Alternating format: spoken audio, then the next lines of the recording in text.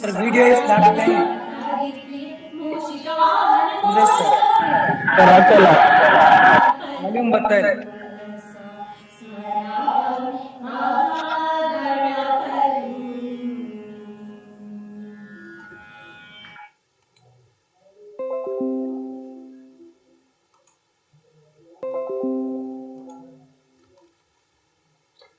Arsha sir, please continue. Okay. Shall I start now? Okay, sir.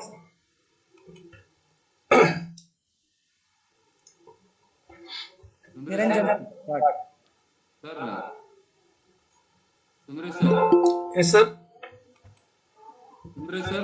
Yes sir, Niranjan sir. ನಾ start ಮಾಡ್ತೀನಿ ಈಗ. ನಂದು ಮತ್ತೆ Harshvardhan sir ಮತ್ತೆ ರಾಜೇಂದ್ರ ಸರ್, ರೆಡ್ಡಿ ಸರ್ 3 ಜನದ ಕೋಸ್ಟ್ 4 ಜನದ ಕೋಸ್ಟ್ ಮಾಡಿ ಸರ್. ಸರಿ ಸರಿ. ಇದು ವಿಡಿಯೋ ಪ್ಲೇ ಆಗ್ತಾ ಇಲ್ಲ ನಂದು. ಯಾಕೆ ವಿಡಿಯೋ ಆನ್ ಆಗ್ತಾ ಇಲ್ಲ? ನಿಮ್ದಾ ಆಗ್ತಾ ಇದೆಯಾ? ವಾಯ್ಸ್ ಕ್ಲಾರಿಟಿ ಇದೆಯಾ? ಎಸ್. ಹರ್ಷವರ್ಧನ್ ಸರ್ ವಾಯ್ಸ್ ಬರ್ತಾ ಇದೆಯಾ? ಇದೆ ಮಾತಾಡಿ ಸರ್. ಸ್ಟಾರ್ಟ್ ಮಾಡೋಣ. Start. Okay. Very good morning. Very good afternoon to all of you. Myself, Dr. Niranjan RS, working as an assistant professor in the Department of Physics, and I am working also as an IQAC coordinator. We start this program with a saying that Shakuntala Devi's one saying is that numbers have life. They are not just symbols on papers. This is the word saying by Shakuntala Devi, and it gives me an immense pleasure to extend a warm welcome to one day national state level webinar on applications of differential equation. I request Harshavardhan sir, HOD in Department of Mathematics, to welcome the chief guest and all the participants. Thank you, Niranjan sir. It's a great opportunity to me to welcome all the gatherings here, respected principal, and also great mathematicians and dear colleagues and dear participants. Elrigu madhyanada namaskara. Today I am going to heartily welcome our principal for his support to organize this seminar. Sir, welcome Dr. Dinesh K.S. sir. Sir, welcome sir. Also, I extend my warm welcome to Dr. P.S.K. Reddy sir, Professor and HOD, Department of Mathematics, JSS Science and Technology University, Mysuru. Also, I extend my warm welcome to Dr. Rajendra R. sir, Assistant Professor, Department of Mathematics, Mangalore University. Also, I extend my welcome Dr. Niranjan RS for IQAC coordinator of our college. Also, I extend my warm welcome to Professor Nandkumar V, HOD of Physics. Also, I extend my welcome to Professor Sundresh K.S. for his Department of Kannada for his technical support.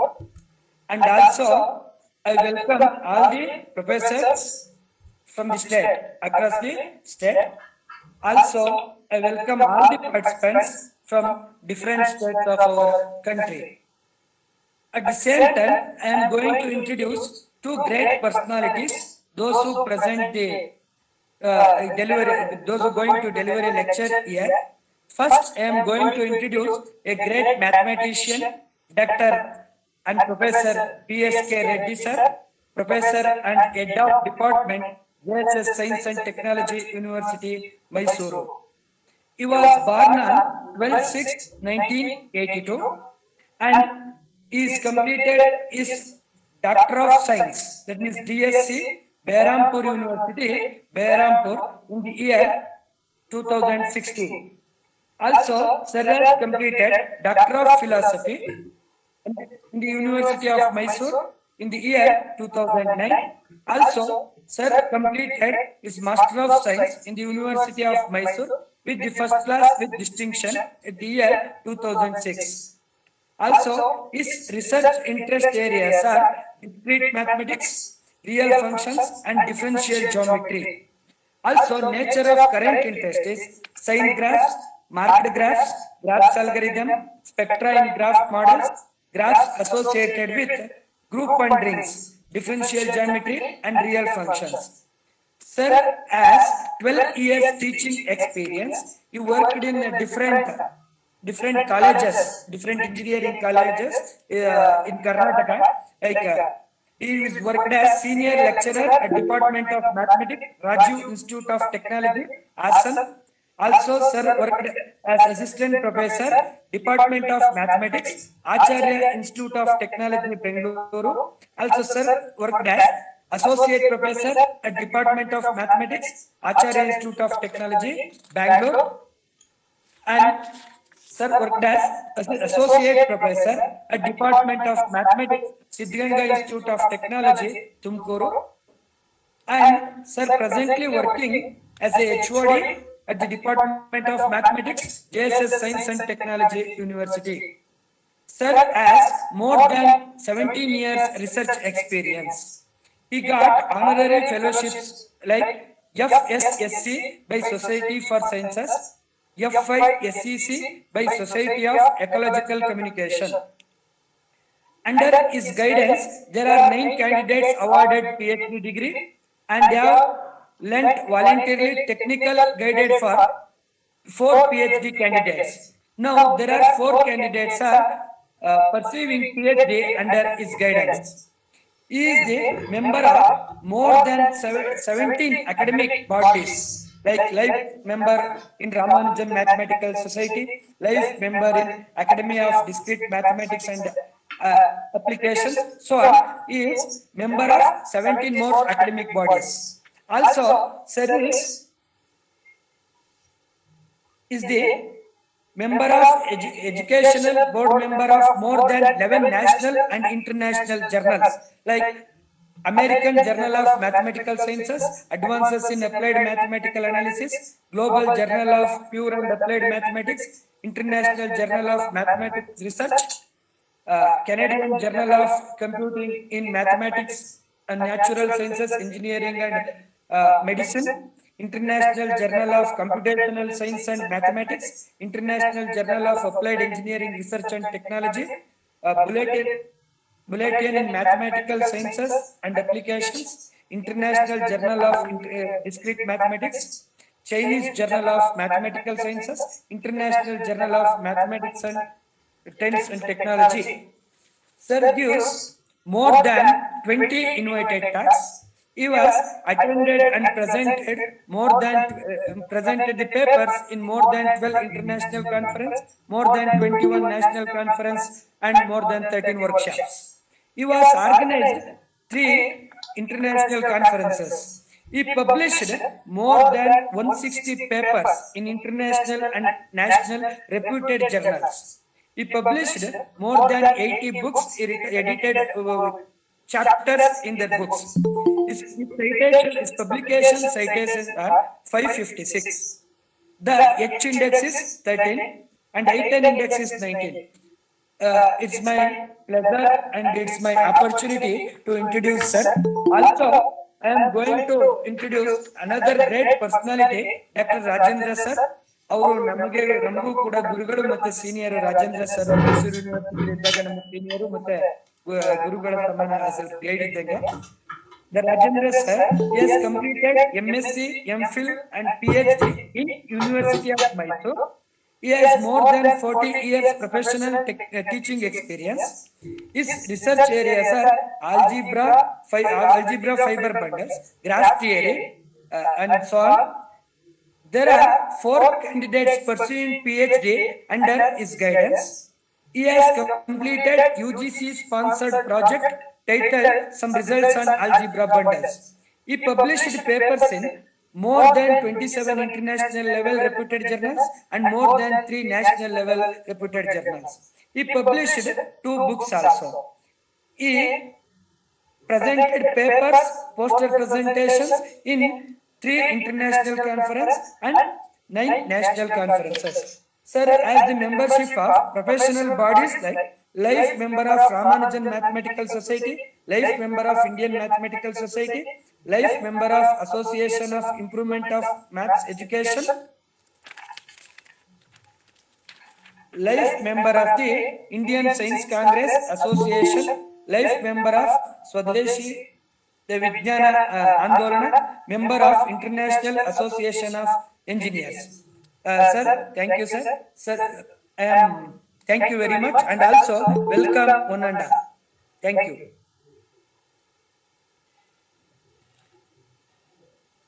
Niranjan sir, please continue.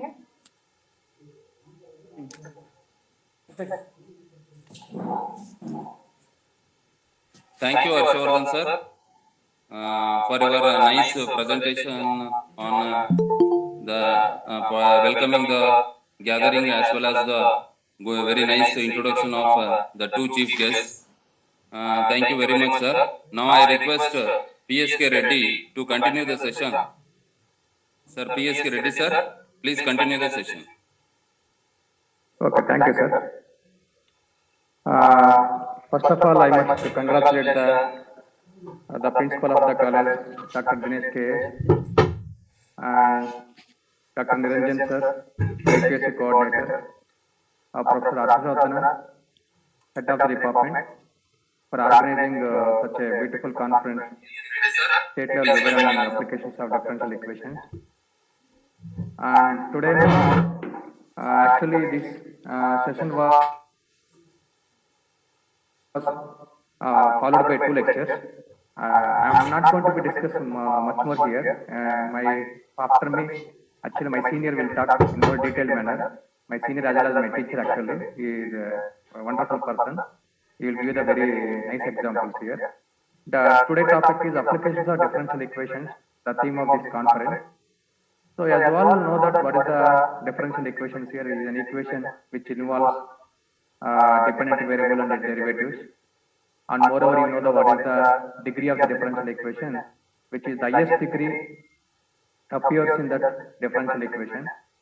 And order is the highest order appear in the derivative appear in the differential equation is called the order.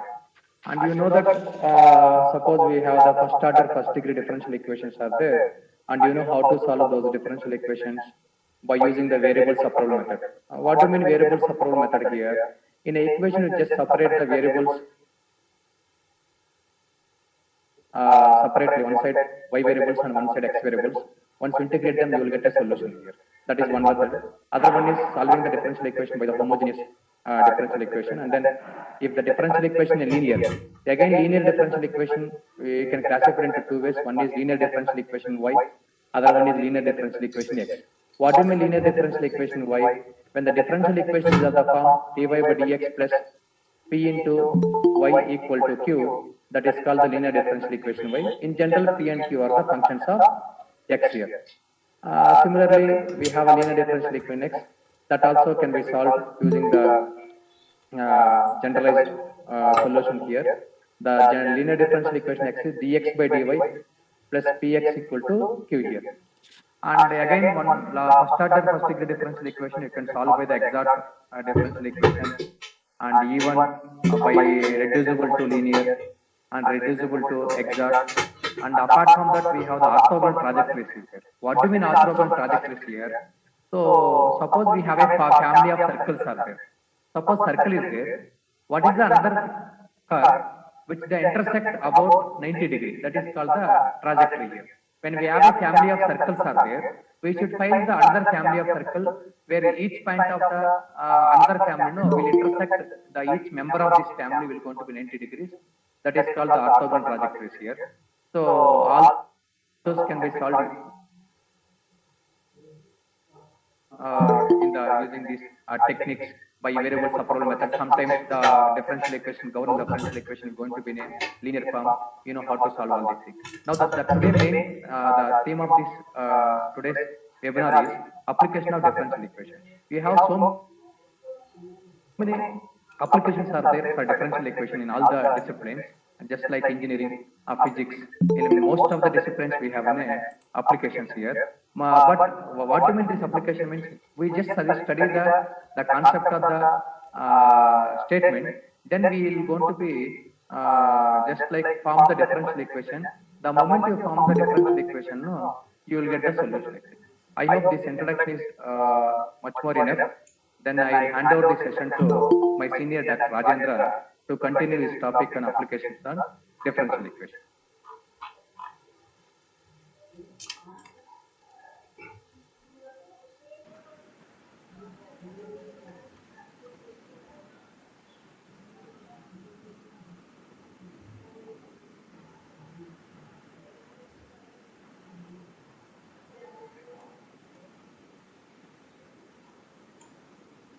Harshvardhan sir, will I continue? ಕೇಳಿಸ್ತಾ ಇದೆ sir, ಕೇಳಿಸ್ತಾ ಇದೆ. Can you hear me? Yes sir, yes sir, ಹೇಳಿ sir. Okay, let me present my screen first. Okay.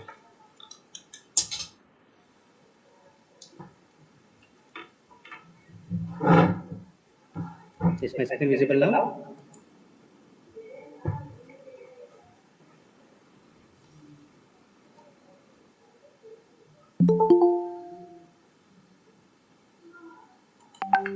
Yes, sir, visible. Right, sir. Very good afternoon, all. First of all, I would like to thank Dr. Dinesh sir, Principal, Government First Grade College for Women, Vadanasapura, and Dr. Niranjan sir, IKC Coordinator of Government First Grade College for Women, Vadanasapura, and Professor Harshvardhan, convener of this wonderful webinar, and HOD of Department of Mathematics of Government First Grade College for Women, Vadanasapura, for inviting me to this wonderful webinar and providing an opportunity to present my talk before you. Also, thanks to Professor D.S. Reddy for delivering a nice introduction on differential equations. Let me start by recalling the quotes of two famous personalities. One is Galileo Galilei and another one Richard Feynman. Galileo Galilei has said that the laws of nature are written in the language of mathematics. You know Galileo Galilei? Galileo Galilei was the astronomer, scientist of 16th century. And then Richard Feynman, genius of 20th century and Nobel laureate. He said that one cannot understand the universality of laws of nature, the relationship of things, without an understanding of mathematics. There is no other way to do it. Carefully observe these two quotes. It says that how mathematics is very, very important. See, many laws of nature, they are written in the language of differential equations. So today's topic is applications of differential equations. To apply mathematical methods to a physical or real world problem, first we must formulate the problem in mathematical terms. That is, we must construct a mathematical model for the problem. Many problems involve relationships between changing quantities The rates of change are represented mathematically using derivatives. Hence, mathematical models often involve equations relating an unknown function and one or more of its derivatives. Such equations are known as differential equations. Differential equations play prominent roles in many disciplines, including engineering, physics, economics, biology, etc. Many physical laws and relations appear mathematically in the form of a differential equation. Few notable applications of differential equations involve velocity of escape, Newton's law of cooling, simple chemical reaction, population, growth and decay, orthogonal trajectories. Orthogonal trajectories was mentioned by Professor Reddy. And then spread of epidemics. So this is COVID era. COVID is an epidemic. It is spreading worldwide. It also has an application Jaina. in using differential equation. Glucose absorption by the body, Newton's second law of motion, interacting species computation. So in today's talk, I am going to explain these first four, and if time permits, I can explain these, but hope these four consume time. So before going to that one, let me explain what is spread of epidemics involve differential equation. See, worldwide, so let me take the example of this coronavirus. It is spreading rapidly. The rate of change of people, number of people with infection is directly proportional to the product of number of infected people and the number of susceptible people who has not infected with coronavirus, so that we will get a differential equation of the form di by dt, where I denotes the number of people who got infected with coronavirus.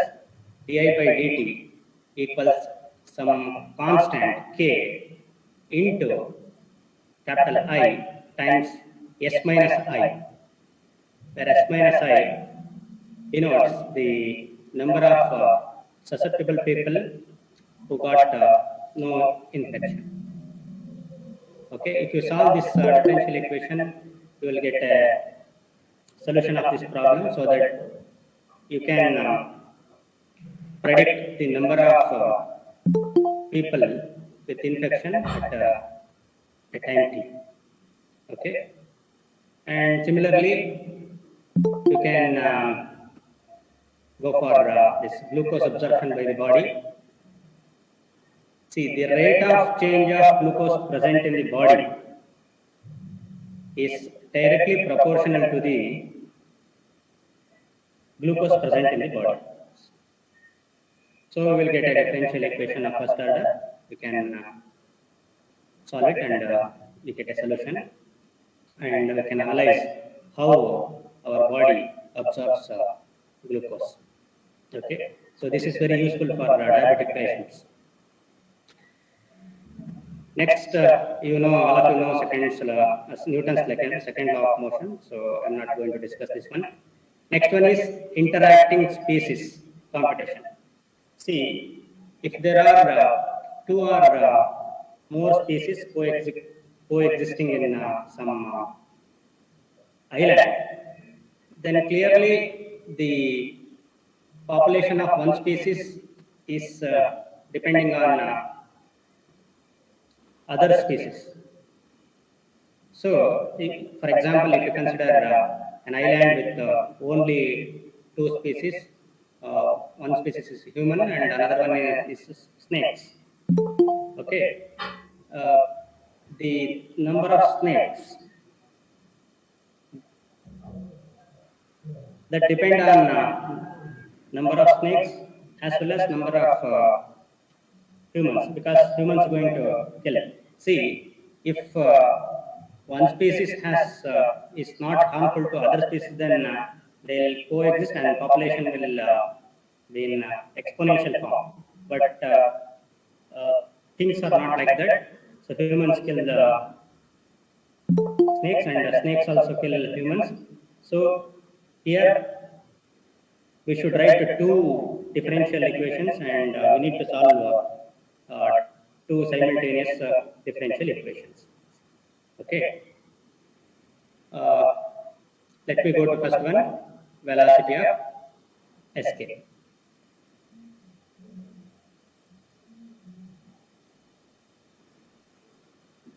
So I will discuss about velocity of escape of a body from the earth. See here, I consider there is no force acting on a body. That means that I am neglecting all external forces acting on the body except gravitational force of attraction. Okay. Consider the physical problem of determining the smallest initial velocity for a mass on the Earth's surface to escape from the Earth's gravitational field. This velocity is called escape velocity.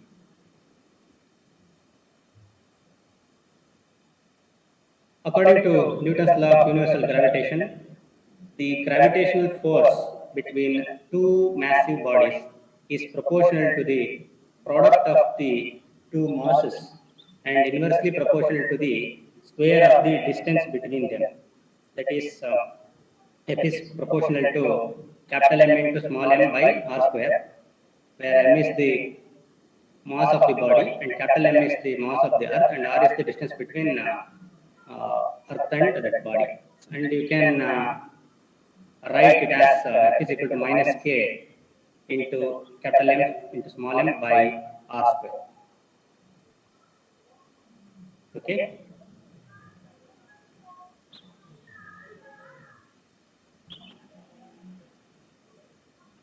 Where the k is greater than 0 is the gravitational constant. By Newton's second law, we have F is equal to ma. A is acceleration. It can be written as A is equal to d square r by dt square. Therefore, we have F is equal to m times d square r by dt square, second derivative of r. Then substituting this in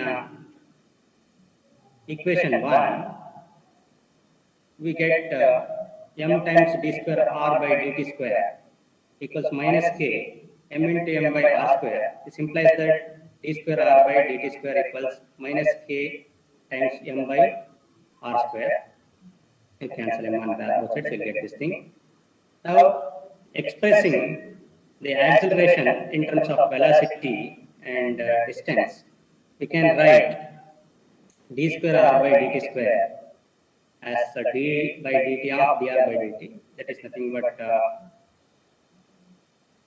okay, dv by dt, because dr by dt is velocity, right? So you can write it as dv by dr times dr by dt, so that you have v times dv by dr. Now, using v is equal to dv by dr by dt, you have this one. Now using this thing, d square r by dt square equals v times dv by dr in equation number 2, this one, we write v dv by dr equals minus k times capital M by r square. Now, separating the variables and integrating, we get v square by 2 equals k times m by r plus c. Okay, you call it as equation number 3. Suppose V naught is the launching velocity, that means initial velocity, with which the body leaves the Earth's surface. Then the initial conditions are T is equal to 0, R is equal to capital R, where capital R is the radius of the Earth, and V is equal to V naught. So using this, T is equal to 0, R is equal to capital R, V is equal to V naught, in equation 3, we get V naught square by 2 equals K times M by R plus C. From this you can express C as V naught square by 2 minus K times capital M by R. Now substitute this C, value of C, in equation 3, right? We can write V square by 2 equals K times capital M by R plus V naught square by 2 minus K times capital M by capital R. Now you multiply by 2 throughout, so that we will get V square equals 2K capital M by R plus V naught square minus 2K times capital M by R.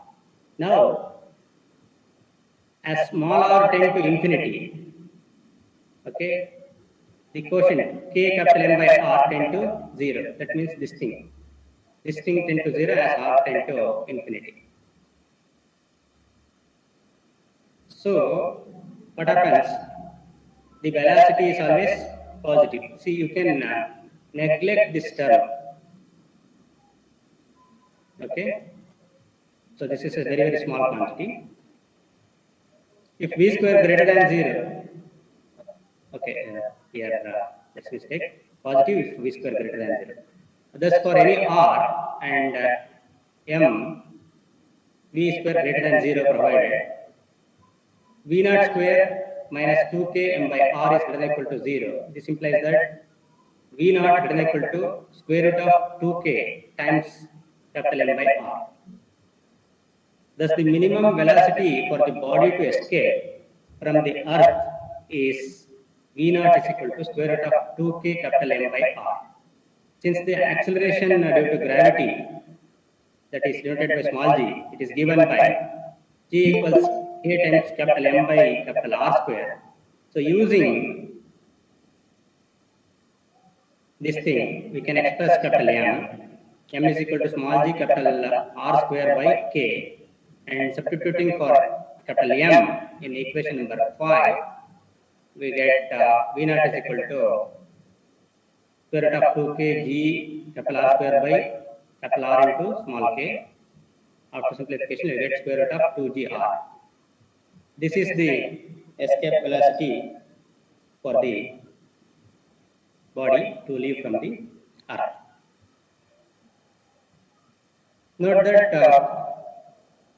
the radius of the Earth approximately, here I am using CGS system, please don't mistake me. R is equal to 63 into 10 to the power of 7 centimeter, and G is equal to 981 centimeter per second square. That means that 9.8 meter per second square. Then the escape velocity can be computed as V naught is equal to square root of that 2GR, substitute for G and R, and after simplification you will get 11.2 into 10 to the power of 5 centimeter per second. So that is equal to 11.2 kilometer per second. Okay, you can write it in terms of miles per second. It is approximately 6.95 miles per second. You will take it as 7 miles per second. Okay, so to escape from the Earth, you should travel in the radial direction with a velocity, initial velocity of 11.2 kilometer per second. Okay, so we have computed this using a differential equation, so that it is an application of a first order differential equation.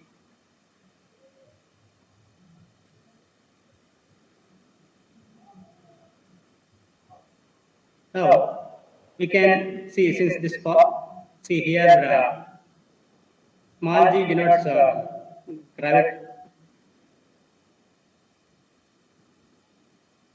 acceleration due to gravity, and capital R is the radius of Earth. See, this formula holds for any planet where you have to replace the small g by the respective g in with respect to that planet, and you have to take the radius of that planet. So the velocity of escape for any planet P under the ideal assumptions, that means that we have ignored, we have neglected all other force acting on that body.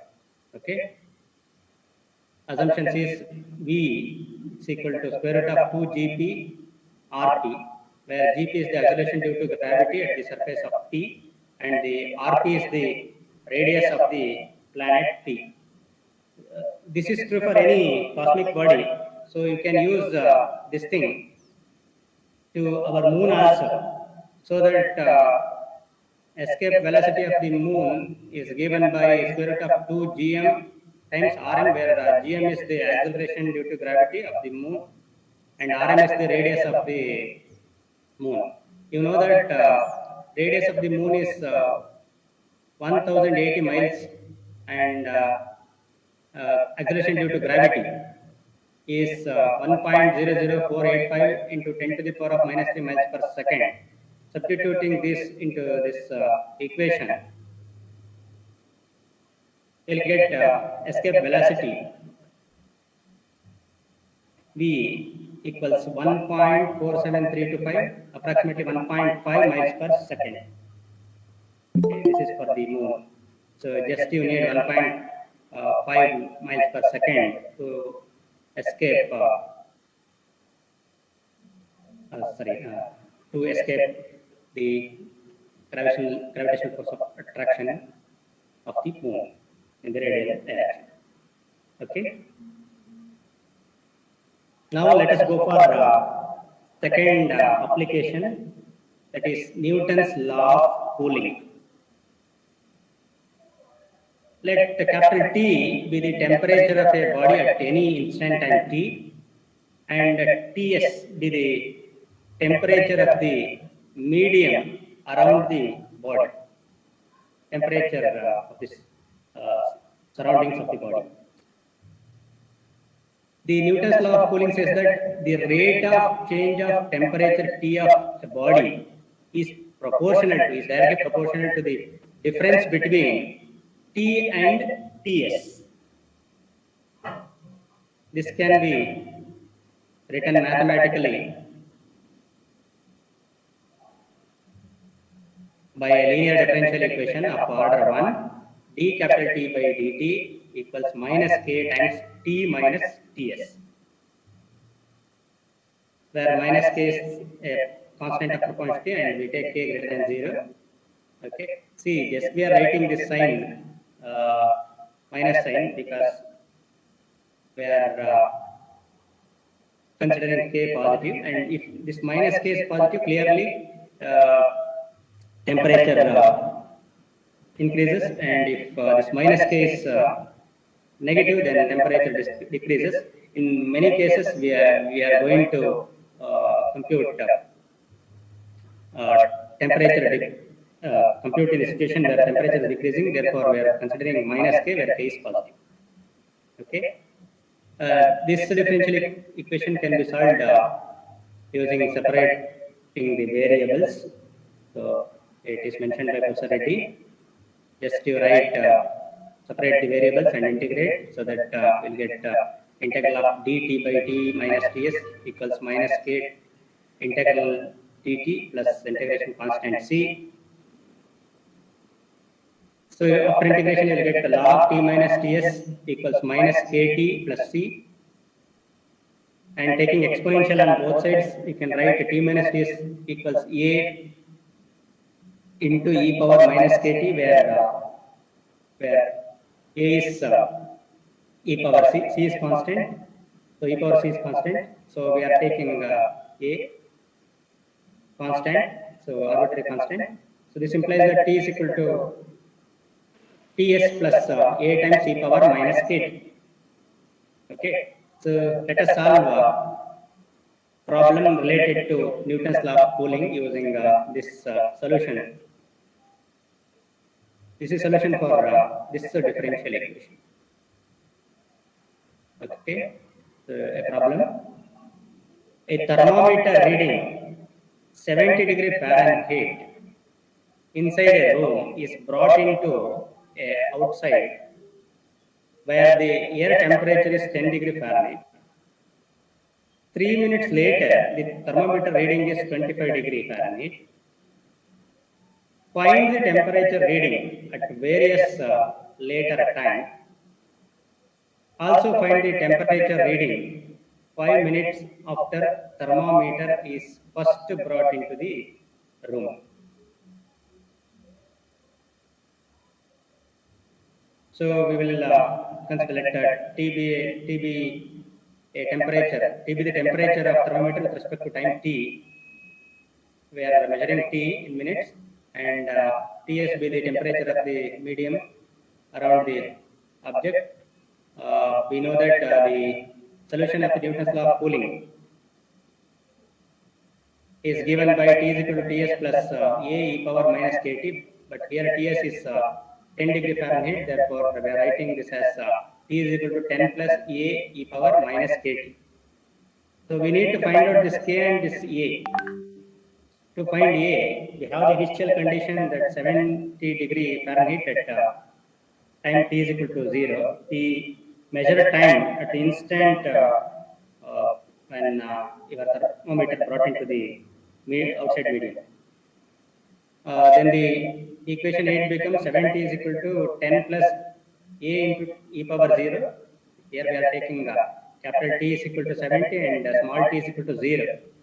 So after simplification, we will get A is equal to 60. Substitute for A in this equation number 8, so that we get capital T equals 10 plus 60 into e power minus Kt.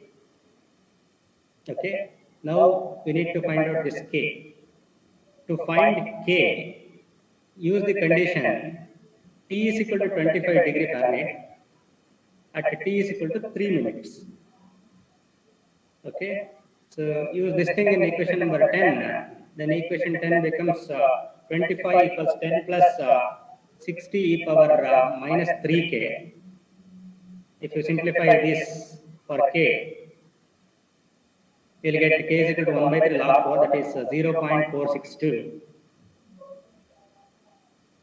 And using this K in equation 10, we can write capital T is equal to 10 plus 60 e power minus 0.462 into T, which gives temperature of the thermometer at various later times. This is the required solution of the given problem. Okay, it gives the temperature reading at any time T. Now we have to compute what happens after 5 minutes. We have to find the temperature reading 5 minutes after the thermometer is first brought into the room. So put small t is equal to 5, so that we get t equals 10 plus 60 times e power minus 0.462 into 5 is equal to 10 plus 60 into e power minus 2.31, which is equal to 15.953 degree Fahrenheit. Okay. So this is the temperature of the thermometer after 5 minutes. Okay. Okay. Let's go to next application. Simple chemical reactions. From chemical experiments, it is known that for certain reactions where a substance converts into another substance, the rate of change of the amount of the substance C at any time t is proportional to the amount of unconverted substance C. Okay. Note that this is for certain reactions only. This is not true for all reactions. This thing can be represented by differential equation. Okay, we have dC by dt is proportional to C. Therefore, we can write it as dC by dt equals minus K times C, where K is the constant of proportionality and the minus sign in the equation indicates that the amount of the substance is decreasing as it converts. This can be solved by separating the variables. Okay, separating the variables in the equation number 13 and integrating, we get dC by C equals minus K integral of T dt plus C1, where C1 is an arbitrary constant. Okay, this is log C, it's equal to minus Kt plus C1. Taking exponential on both sides, we can write it as C equals A e power minus Kt. Okay. This is the solution of the differential equation 13. See, if initially C is equal to C naught, the amount of substance at time t is equal to 0 is C naught. Okay, then putting t is equal to 0, we get C naught is equal to A. Therefore, substituting for A here, we can write C is equal to C naught times e power minus Kt. Note that this will be the solution for any problem of simple chemical reaction where the amount of the substance is directly proportional to the amount of the unconverted substance. Sorry, the rate of change of amount of the substance is directly proportional to the amount of the unconverted substance. Okay, so let us discuss a problem related to this one.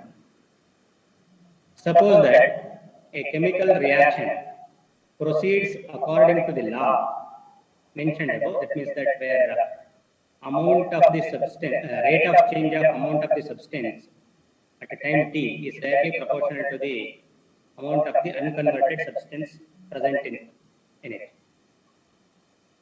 If half the substance C naught has been converted at the end of 10 seconds, find when 9/10 of the substance will have been converted. This is the problem.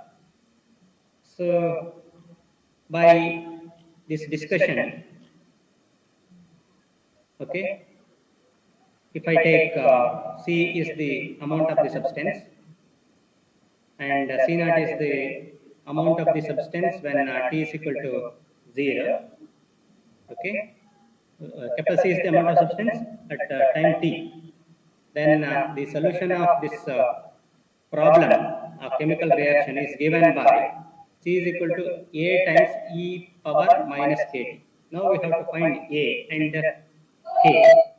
To find A, let us use the initial condition. We have C is equal to C naught at t is equal to 0. Okay. So you have A is equal to C naught. So you have C is equal to C naught e power minus Kt. Right. Now we have to find K.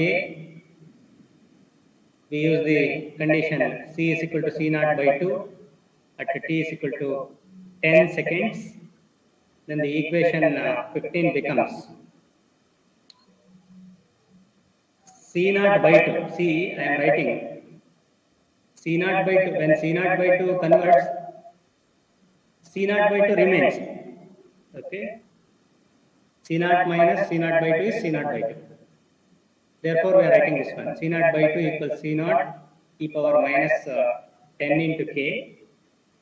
So, after simplifying this one, for K, we get 1 by 10 into log 2. It's equal to 0.0693. Substitution for this K in this equation, we write C is equal to C naught e power minus 0.0693 t. Now, we have to find at what time does 9/10 of the substance become converted. See, our C is taken to be amount of unconverted substance at any time t. So when 9/10 of the substance become converted, 1/10 of the substance remains. 1 minus 1 by 10. Sorry, 1 minus 9 by 10. It is 1 by 10. Right? Therefore, we put C equals 1 by 10 times C naught in this equation. And we write 1 by 10 C naught equals C naught e power minus 0.0693 t. After simplification and solving for t, we will write it as minus 1 by 0.0693 log 1 by 10. This is approximately equal to 33.23 seconds. So at the end of 33.23 seconds, 9/10 of the substance become converted. Amount of the substance become converted. Okay. Now let's go to next application. Exponential growth and decay. There are many situations where the rate of change of some quantity x is proportional to the amount of that quantity at any time t. It is just like our problem of simple chemical conversion. Okay. Here, if k is positive, then equation is 18 represents the problem of exponential growth.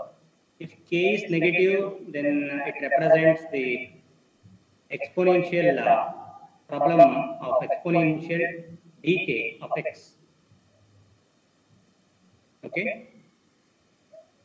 Now, how to solve this equation? So, this is a very simple first order differential equation, and it can be solved by separating the variables. Separating the variables is 18 and integrating.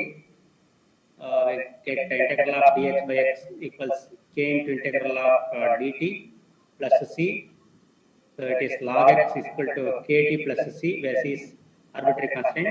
So taking exponential on both sides, we can write x equal to e power kt plus c, and taking capital A is equal to e power c, you can write it as x equals a times e power kt. This is the required solution of exponential growth problem for k greater than 0 and of exponential decay problem for k less than 0. Right?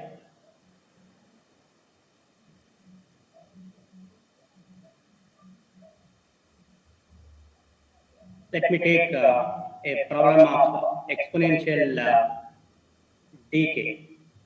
So see here we are going to compute the half-life of the radioactive element radium. Radium decomposes at a rate proportional to the quantity of radium present. Suppose that it is found that in 25 years, approximately 1.1% of a certain quantity of radium has decomposed. We need to determine approximately how long it will take for 1/2 of the original amount of radium to decompose. That means we need to find the half-life.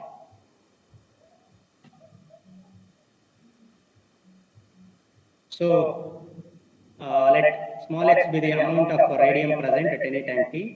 Let x naught be the initial amount of radium at t is equal to 0. Thus, the exponential decay is given by the differential equation dx by dt equals minus kx, where k greater than 0, and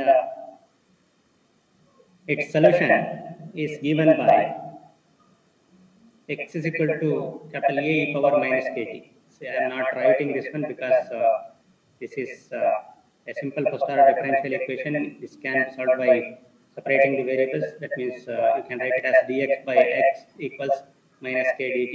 After integration and simplifying, you will get this one like this. Okay.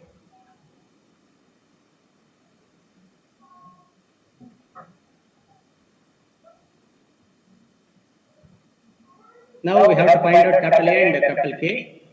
To find capital A, we use the initial condition that x equal to x naught at time t equal to 0, where x naught is the initial amount of the radium. Okay. Then the equation 20 becomes x naught is equal to capital A e power 0. This implies that capital A is equal to x naught. Using capital A is equal to x naught, the equation 20 becomes x equal to x naught e power minus kt. Now we have to find out k, and let us use the information that 1.1% of original mass of radium decays in 25 years. That means that you put t is equal to 25 and x naught is and x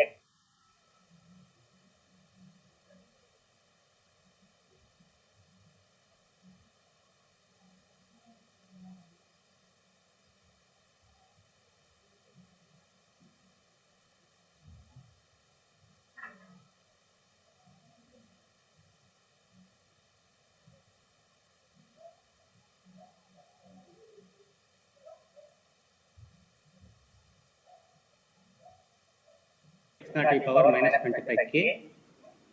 After simplification and solving for k, you will get minus 1 by 25 times log 1 minus 1.1 by 100. That is equal to approximately equal to 0.000443. Now substitute this k in equation number 21 here. We write x equal to x naught e power minus 0.00443 t, which is the required solution of the problem. It gives the amount of unconverted substance at various later times, but we need to find out the half-life. That means when x will become half times x naught by 2. So you know that if half of the amount decomposes, then half remains unconverted. So that putting x equal to half x naught in this equation, we will get this one. After simplification, we get t is equal to minus 1 by 0.000443 times log half. So after simplification, this one will get, it is approximately equal to 1565 years. Okay.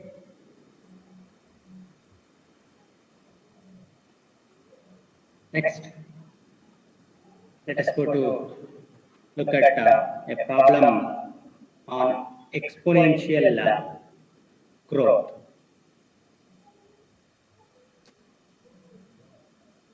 A bacterial population B is known to have a rate of growth proportional to B itself. If between noon and 2 p.m.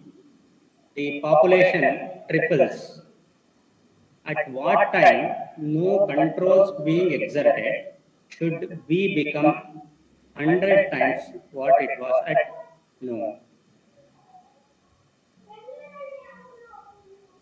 So let us solve this problem. We know that the rate of growth of the population of bacteria is directly proportional to the amount of the population of bacteria present at the time t hours. And here we are considering no controls are being exerted on bacterial population. This leads to the first order differential equation dd by dt equals kb, where k is constant of proportionality and we are taking k greater than 0.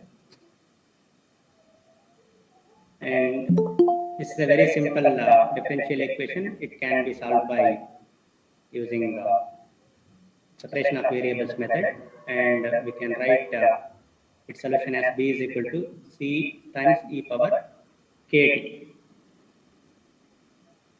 We measure the time in hours from the noon, that means that 12 o'clock. We take it to be t is equal to 0. To find c, we use the initial condition that t is equal to, when t is equal to 0, b is equal to b naught. Substituting this thing in equation number 23, we get b naught is equal to c e power 0, that is c is equal to b naught. Substituting for this c in 23, we write b is equal to b naught e power kt.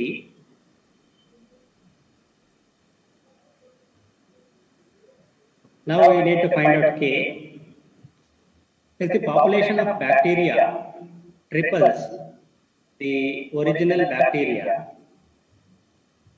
that means it will become 3b naught between noon and 2 p.m. That means that at the time t is equal to 2, b will be equal to 3b naught. Using this thing in 24, we get 3b naught equals b naught e power 2k. So after simplification, you'll get k is equal to half log 3, that is 0.5493. Substituting this k is equal to 0.5493 in equation number 24. Here we get b is equal to b naught e power 0.5493 t. This is the required solution of the problem. But we need to find out at what time the population of bacteria becomes 100 times the original bacterial population. That is 100 b naught. Therefore, we put b is equal to 100 p naught in 25, and we get 100 b naught equals b naught e power 0.5493 t. So after simplification, we will get t is equal to 1 by 0.5493 into log 100. That is equal to 8.3837. Therefore, the bacterial population will be 100 times the original population of bacteria at t is equal to 8.3837 hours from the noon. So if you measure this one, so it will be exactly 8 o'clock 23 minutes. So 8:23 p.m. Okay.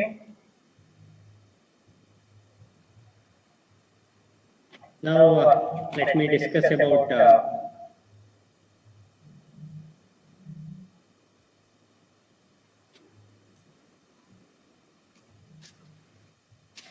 the spread of epidemic. Is it visible?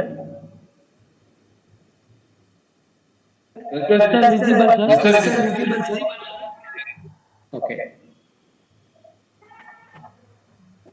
One model for the spread of epidemics assumes that the number of people infected changes at a rate proportional to the product of the number of people already infected and the number of people who are susceptible but not yet infected. Therefore, if S denotes the total population of susceptible people and I is equal to I of t denotes the number of infected people at the time t, then s minus I is the number of people who are susceptible but not yet infected. So therefore, the differential equation will be I prime. I prime means di by dt. Okay, I prime is equal to r times I times s minus I, where r is a positive constant. Now we assume that I of 0 is equal to I naught. That means at the time t is equal to 0, I naught number of people got infected. Okay, and solving this is a problem of first order differential equation. You can solve it very easily, and if you solve and write the solution, then it will be of the form I is equal to s I naught by I naught plus s minus I naught times e power minus r times s times t. Okay, this will give the number of people infected at the time t. So you can take this model to study the spread of coronavirus around the world. Okay, next.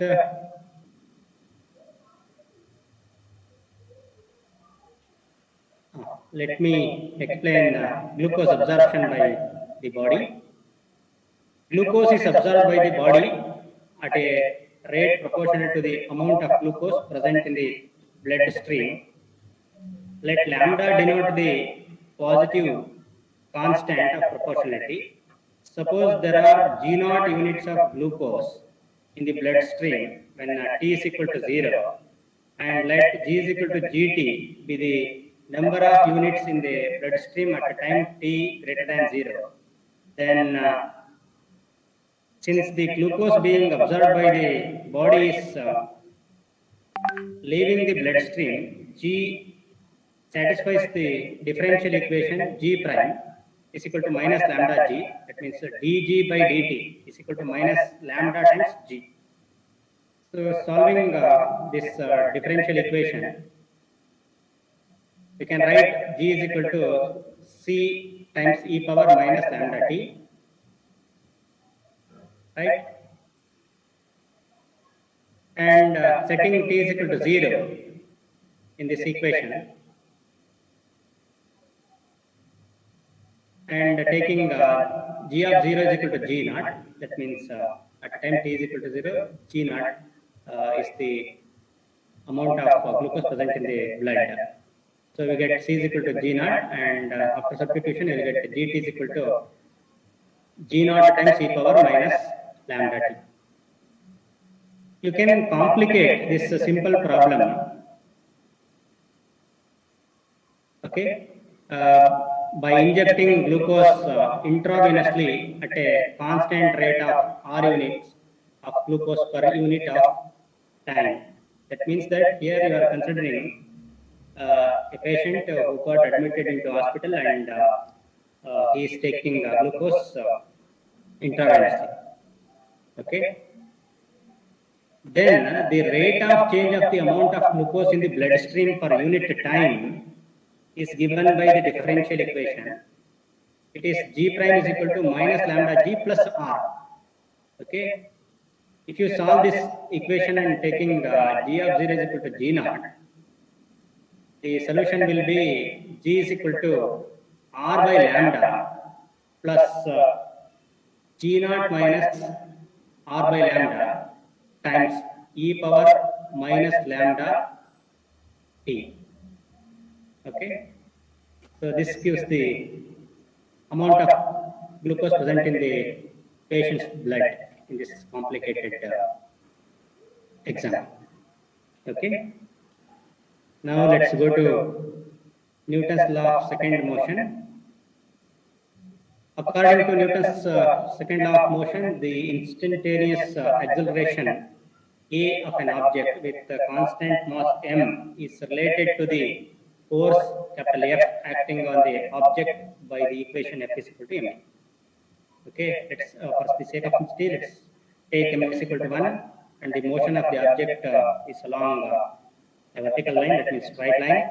Let y be the displacement of the object from some reference point on the earth surface, measured positive upward. In many applications, there are three kinds of forces that may act on the object. First one, a force such as gravity that depends only on the position y, which we write as minus py, where py greater than 0 if y greater than or equal to 0. Next, b, a force, b means second force, a force such as atmospheric resistance that depends on the position and velocity of the object, which we write as minus q y comma y prime times y prime, where q is a non-negative function and we have put y prime outside to indicate that the resistive force is always in the direction of opposite to the velocity.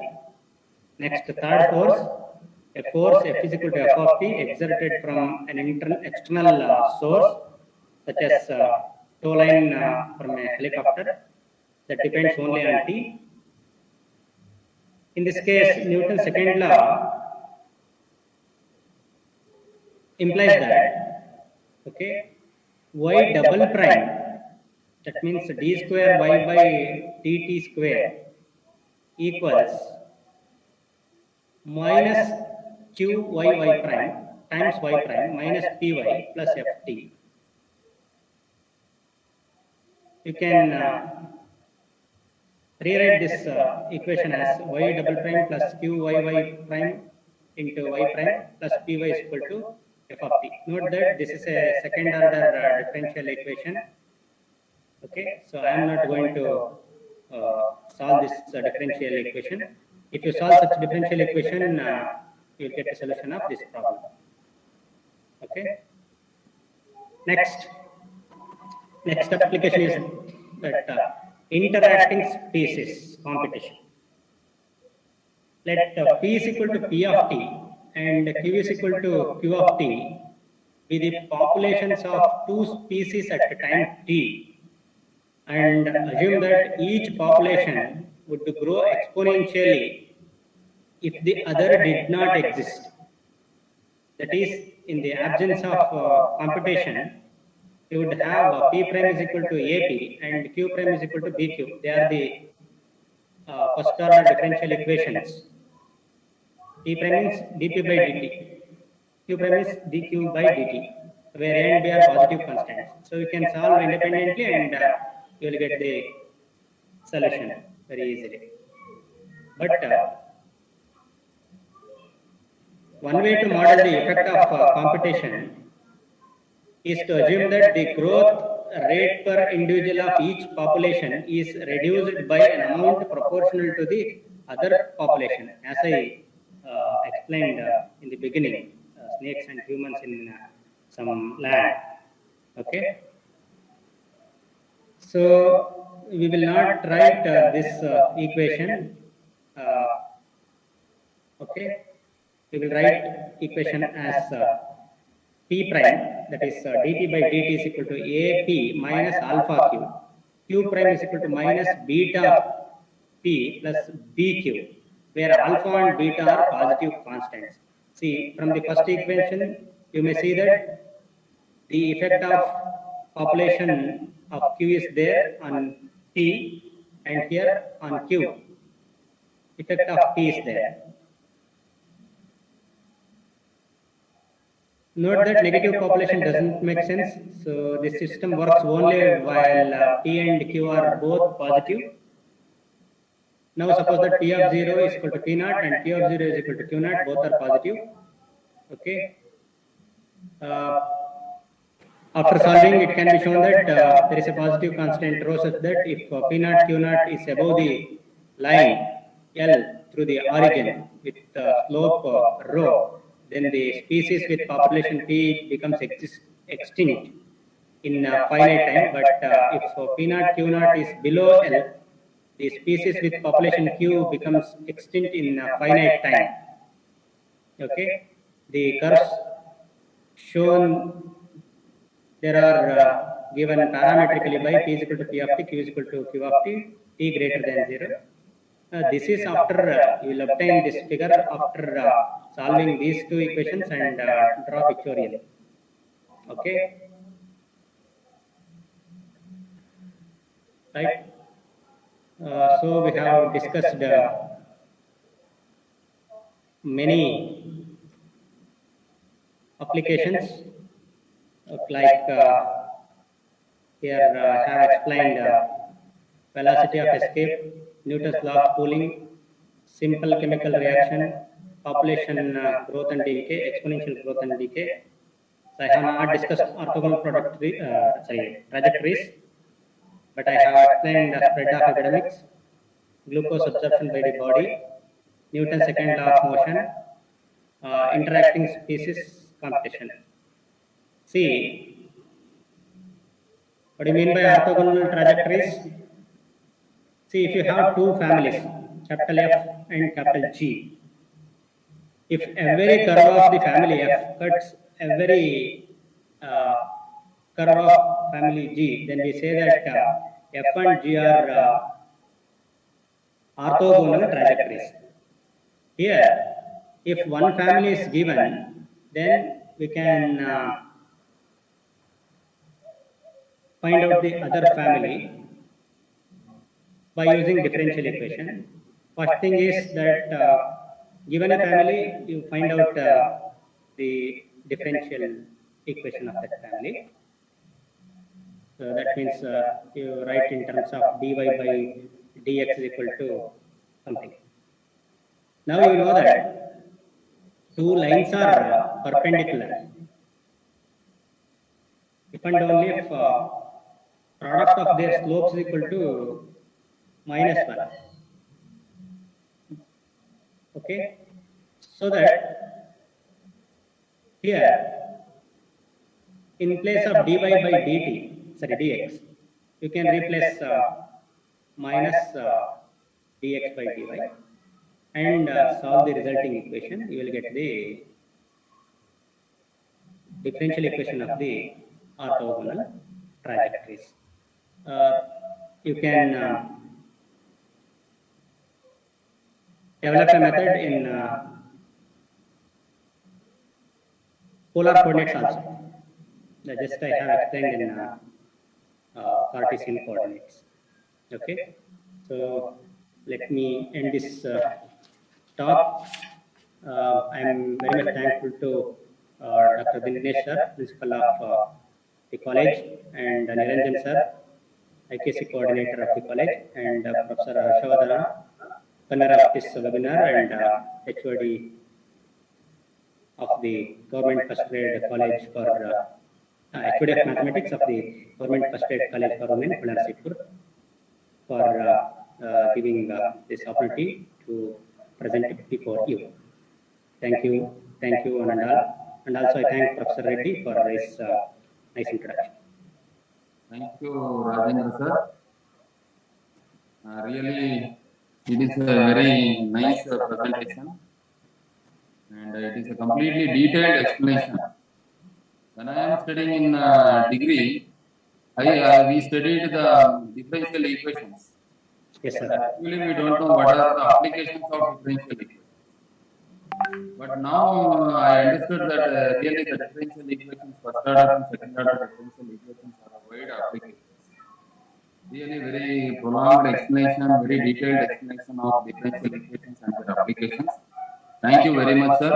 I request participants, if you have any doubts regarding the applications of the differential equations, you can ask sir is here. You can get the complete detailed information. If you have any questions, please ask. I request participants to ask questions. Students, you can ask me if you have any doubts. And also, so I am projecting the references I used. So I used 5 books. One is this K.V. Mahesh et al. College Mathematics Volume 3, and Rainville Brilliant, a short course in differential equations, and then Boyce and Di Prima, elementary differential equations, and then Shapley-Ross differential equations, and then this book which I used. This is open book available in the internet. Elementary differential equations with boundary value problems. Okay. This is by William F. Trench, Trinity University. This is open book. You can download this in the Trinity University website. Students, you can ask questions now. Sir, I can ask a question that there are number of applications in the differential equations. Which one I think is suitable as second order differential equation and which is suitable for first order differential equation? How you differentiate that? Sir, if you are considering very simple problems without minimum number of constraints, then first order differential equation gives some sort of solutions, but that is not effective. So in some cases you have to use many constraints. In such cases you have to go to higher orders. So most probably most problems they are concerned with second order differential equations. Here I have used to discuss only ordinary differential equations. There are applications of nonlinear differential equations, but I have not I used to discuss here because here the audience are first year, second year, and final year BSc students. Okay, we have applications of nonlinear differential equations in fluid dynamics, aerodynamics, magnetohydrodynamics, etc. Okay, those who are interested, you may go through the competitive books on these topics. Thank you very much, sir. Is there any queries from the students? Now I request Harshavardhan sir to say a few words about this webinar. Harshavardhan sir. Good evening, everybody. Sir, really we enjoyed the session, 1.5 hour session. Dr. Rajendra sir has explained the first order linear differential applications of first order linear differential equation. He taken second order also, but not so. Yeah, sir explained physical applications as escape velocity, Newton's law of cooling, simple chemical, the biological applications like glucose absorption by the body and population growth and decay of the bacteria and so on. Really we enjoyed, sir. In our classes, we are going to explain the student how to solve the differential equation. That's all. Here, the students may know the applications of the differential equation. Really we enjoyed, which is a wonderful lecture. Today is the Lovers' Day, February 14th. We organized we are all mathematics lovers. That's why which is a wonderful session by Rajendra sir. Mathematics is in its way the poetry of logical ideas, like that. Mathematics, social sciences, physical sciences, biological sciences, all are unique at some extent or at some level. That's why Rajendra sir explained biological applications and physical applications. You may go through other applications also. Students may go through other applications also. If you have any doubt regarding differential equation or any subject at any time, you may feel free to ask Rajendra sir. He is one of the excellent lecturer. We are also doing the same in our MSc, in our earlier stages. We asked every time Rajendra sir. If you got doubt, we are going to ask Rajendra sir. Thank you, sir. Thanks for the lecture. Thank you very much. Thank you, Harshavardhan sir. And I request Dr. Dinesh sir, if you are in line, please say a few words about the webinar. Sir is in with the commissioner meeting, sir. That's why. Okay, thank you, sir. Then we will go for the vote of thanks. I request Kavya, Department of Mathematics, to propose the vote of thanks. Yeah, okay, sir. Dear audience, good evening to all. Now I would like to present the vote of thanks. I take this opportunity to thank our beloved principal, Dr. Dinesh KS. Thank you, sir, for your wonderful support. And I extend my gratitude to Dr. Niranjan RS, our college IQAC coordinator. Thank you, sir, for your great support for this session. Thank you. And it's my pleasure to thank Dr. P.S.K. Reddy, Professor and Head of the Department of Mathematics, JSS Science and Technological University, Mysore. Thank you, sir, for your special lecture. And a special thank to Dr. Rajendra R., Assistant Professor, Department of Mathematics, Mangaluru University. Thank you, sir, for your special